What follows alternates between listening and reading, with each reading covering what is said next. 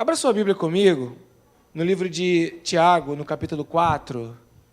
Tiago, capítulo 4, versículo 13, até o verso 16, diz assim: ouçam agora, Tiago, capítulo 4, versículo 13, ouçam agora vocês que dizem, hoje ou amanhã iremos para esta ou aquela cidade, passaremos um ano ali, faremos negócios e ganharemos dinheiro. Vocês nem sabem o que lhes acontecerá amanhã, que é a sua vida. Vocês são como uma neblina, que aparece por um pouco tempo e depois se dissipa. Ao invés disso, deveriam dizer, se o Senhor quiser, viveremos e faremos isto ou aquilo. Agora, verso 16, eu paro aí, e agora, porém, vocês se vangloriam apenas das suas pretensões. E toda vanglória como essa, ela não é boa, ela é maligna. Amém, queridos?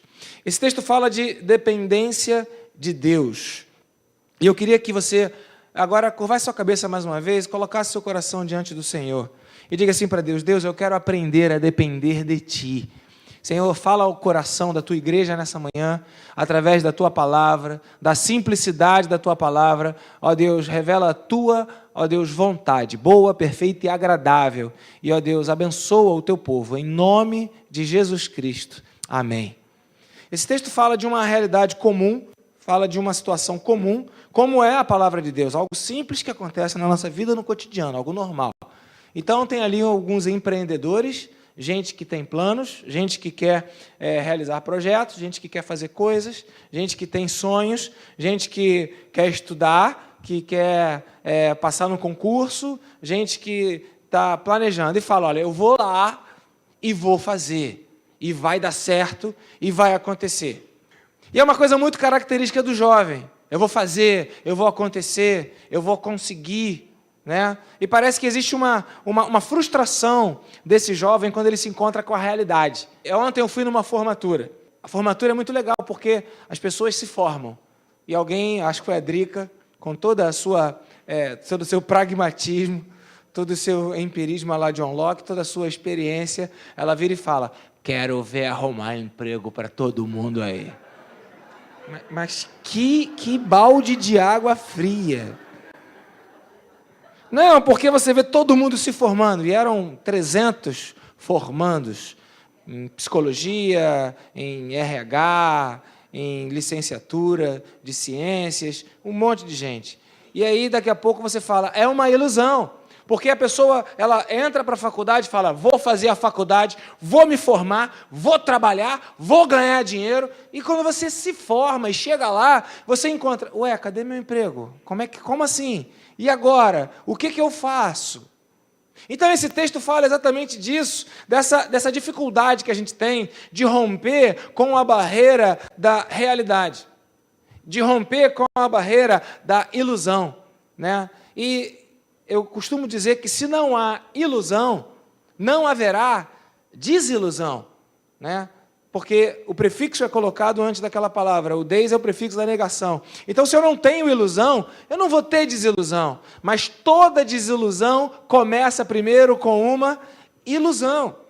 Então, o indivíduo vai, ele estuda e ele começa a fazer planos. Não, eu vou estudar, vou conquistar, vou fazer e vai acontecer. Aí vai, fica anos estudando. Aí, quando acaba a prova, professor fica competindo nota, aquela coisa toda de aluno, né? Quando acaba, pronto, e agora? O mercado de trabalho. É um outro desafio.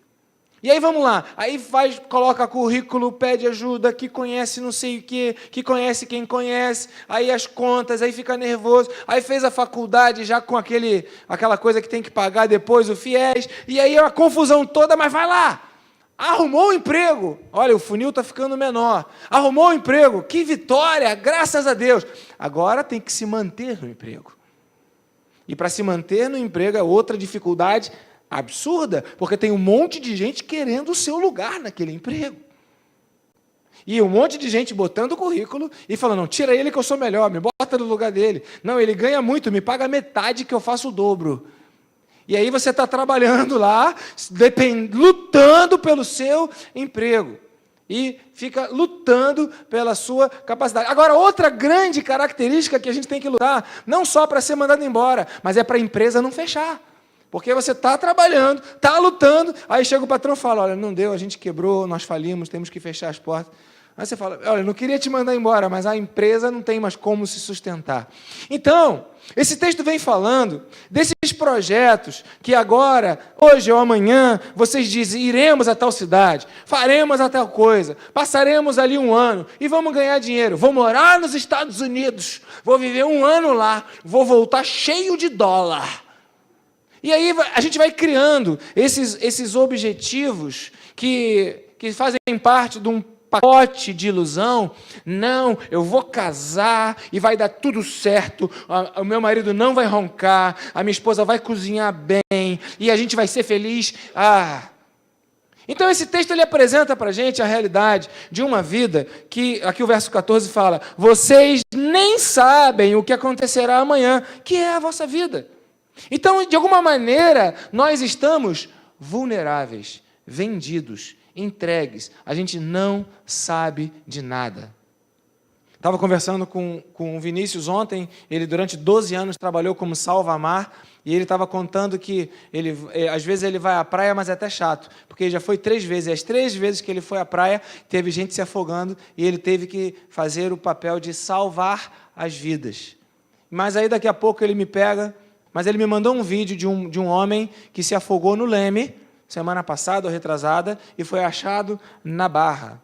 E aí ele é bombeiro, aí ele me falou para mim, aqui, pastor Ângelo, a gente não é nada. A gente vai para um lugar para se divertir, e daqui a pouco a onda leva, e tem correntes, e as pessoas não conhecem, tem valas, e ele falou desse monte de coisas, e mostrando a fragilidade da nossa vida. A verdade é que, de alguma maneira, a gente acha que é imbatível. De alguma maneira, a gente cria uma imagem na nossa vida de que tudo vai dar certo de uma forma automática. Mas a realidade da vida é que não é assim.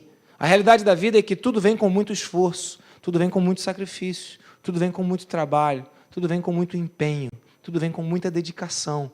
Tudo vem quando nós fazemos o máximo que nós conseguimos fazer. E mesmo assim, chega em alguns momentos que o nosso máximo, ele é insuficiente.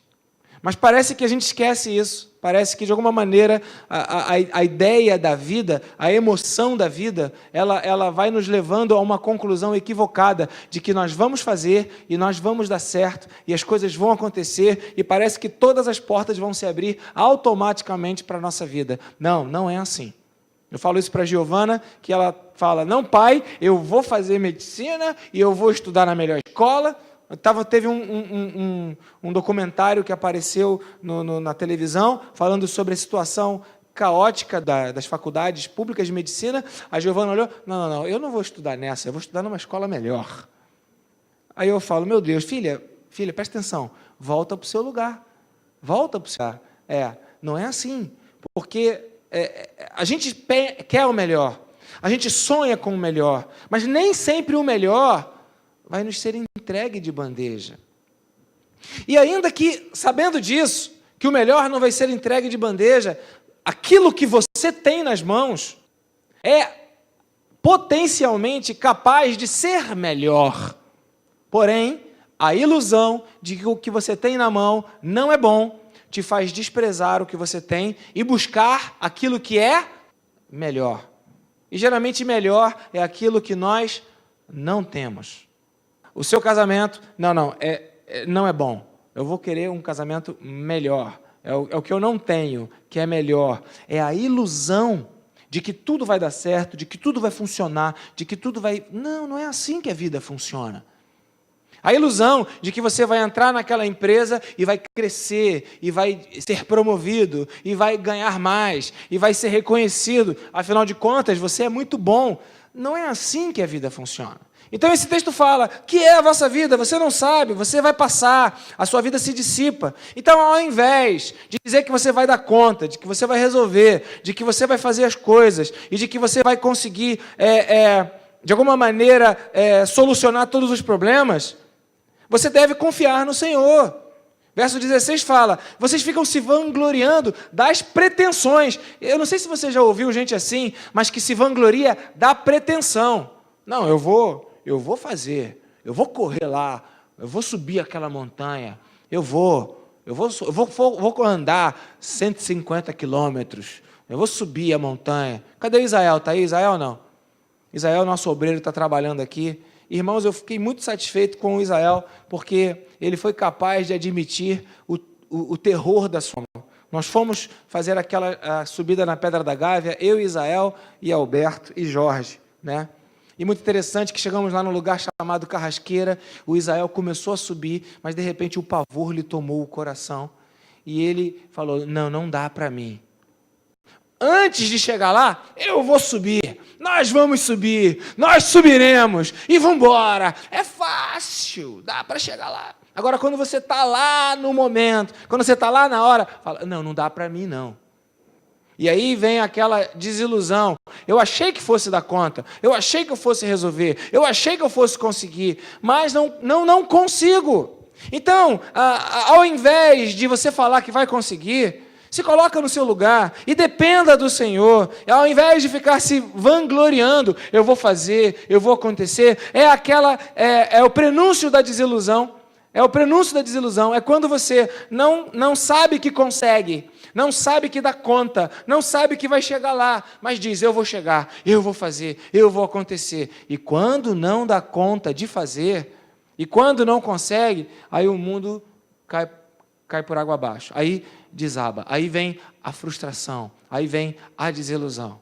E é nesse sentido que o texto bíblico nos traz a volta para a realidade da vida, e eu quero ler com vocês agora o texto de Neemias, capítulo 2, verso 8 e verso 18, porque é nessa hora que nós precisamos contar com a ajuda de Deus. Capítulo 2, versículo 8, Neemias estava tranquilo no palácio dele e ele recebe uma notícia de que houve uma tragédia, uma destruição enorme aconteceu com seus irmãos, aconteceu com Jerusalém, aquilo deixa ele ofendido, aquilo deixa ele arrasado e ele então, ele sai para um projeto. Então veja, não é parar de sonhar, não é parar de ter desafios, não é parar de querer fazer o novo, não é parar de querer conquistar, fazer, acontecer. Não é isso, é apenas reconhecer que se Deus não te ajudar, não vai dar certo. Então a dependência de Deus vai levar você a uma posição de maior humildade, de maior reconhecimento de que você, de fato, não tem um tamanho tão grande quanto imaginava que tem, mas que você depende, você precisa, você, de alguma maneira, está vulnerável e depende da ajuda de Deus. Então, Neemias ele começa a movimentar os seus contatos para poder fazer o projeto dele, e o texto de Neemias 2,8 diz assim, que me dê também uma carta para Asaf, guarda da floresta do rei, para que ele me forneça maneira para as vigas das portas da cidadela, que fica junto ao templo, do muro da cidade e da residência que irei ocupar. A pretensão, o projeto, reconstruir uma cidade. A carta, o contato, a amizade. Agora, que irei ocupar, a pretensão dele. Porém, visto que a bondosa mão de Deus estava sobre mim... Aí tem um verso 9, que aí vai desenrolando a história. Mas a expressão, visto que a bondosa mão de Deus estava sobre mim, eu não vou ler o texto todo para não demorar tanto, eu vou ler agora o versículo 18 apenas. É que Neemias conseguiu fazer aquilo que ele propôs no coração a fazer. E o verso 18 fala, também lhes contei como Deus tinha sido bondoso comigo, e o que o rei tinha me dito. E eles responderam, sim, vamos começar a reconstrução. E se encorajaram para esse bom projeto. Por quê? Porque Deus foi bom. Deus foi bom para tocar no coração de Asaf, para lhe fornecer madeira. Deus foi bom para fazer com que outras pessoas se interessassem pelo projeto. Deus foi bom para fazer com que a reconstrução começasse. Então, o que Neemias fez? Neemias tinha um projeto, tinha um alvo, tinha um objetivo, mas ele contava com a bondade de Deus. A palavra de Deus para o seu coração nessa manhã é essa: sonhe. Nunca pare de sonhar. Mas entenda que se Deus não estiver presente nos seus sonhos, se a bondade do Senhor não estiver contigo, você não vai tocar violão entre as nações, vai arrebentar todas as cordas e você não vai dar certo.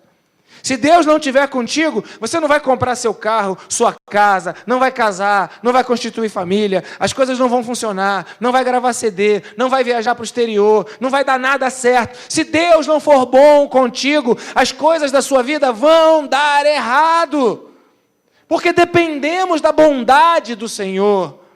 É por isso que o Salmo 23, ele fala: certamente que a bondade e a misericórdia do Senhor me seguirão. Porque se a bondade e a misericórdia do Senhor não me seguirem, a minha vida vai ser um fracasso, a minha vida vai ser uma tragédia, a minha vida não vai dar certo, a minha vida não vai funcionar. E a grande dificuldade que nós temos é entender a vulnerabilidade que é a nossa vida. Por isso o Tiago fala: ao invés de você dizer que você vai acontecer, que vai fazer, que vai acontecer, que você vai dar conta, você depende de Deus.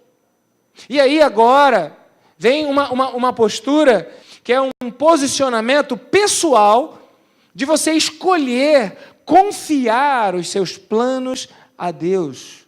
Né? O Salmo diz: entrega o teu caminho ao Senhor, confia nele, o que você tiver que fazer, você faz, e o mais, Ele fará. Então entrega o teu caminho ao Senhor, confia nele, e o mais, Ele fará. Não isenta você de fazer o que tem que fazer, você tem que fazer a sua parte.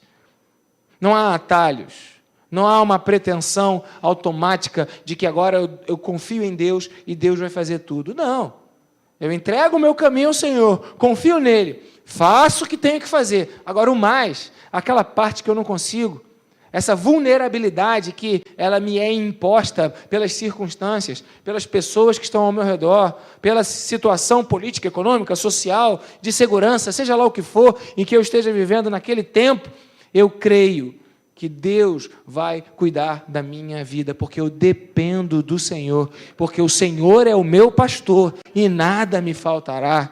É Ele quem me faz deitar em pastos verdejantes, é Ele quem me guia pelos caminhos dessa vida, da justiça, por amor do nome dEle. Então, ainda que eu ande pelo vale da sombra da morte, eu não vou ter medo, porque a sua boa mão está comigo, é Ele quem faz as coisas darem certo na minha vida.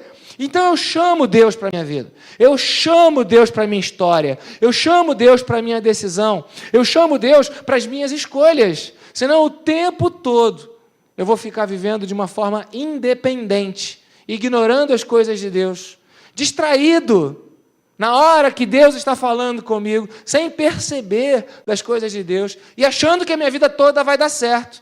Por quê? O que está por trás de um sentimento que a vida vai dar certo? Uma ilusão.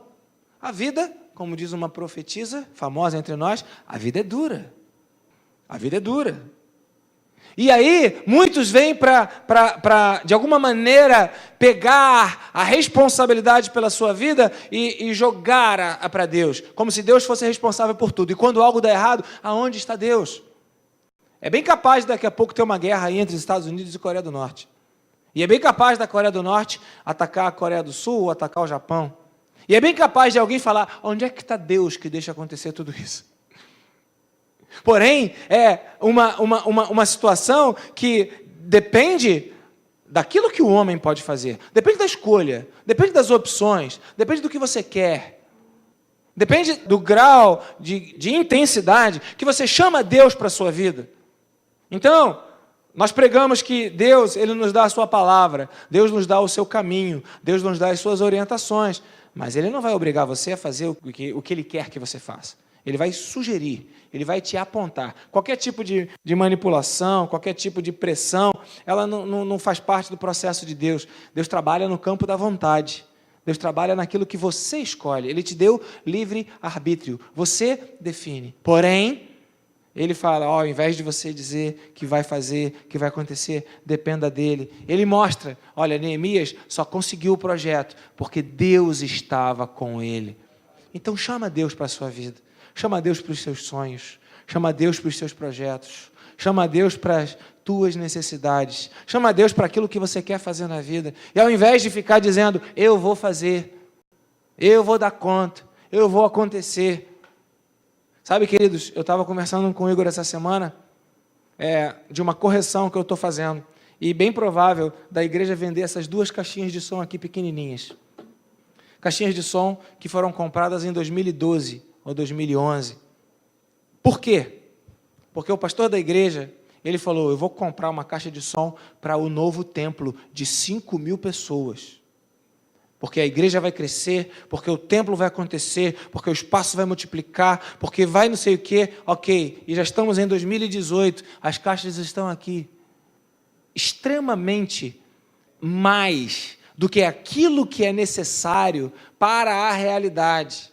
Mas, de alguma forma, a pretensão, a certeza de que a coisa ia acontecer, vai funcionar, vai dar certo, vai crescer, e aí eu já vou dar um passo à frente, que é um pensamento natural, não que haja maldade, não que haja erro, não que haja... mas o que eu estou falando é que é uma pretensão que às vezes subentende uma obrigação de que as coisas vão acontecer daquele jeito que você planejou. Mas nem sempre as coisas acontecem do jeito que nós queremos ou planejamos. E é nessa hora que a gente precisa recuar.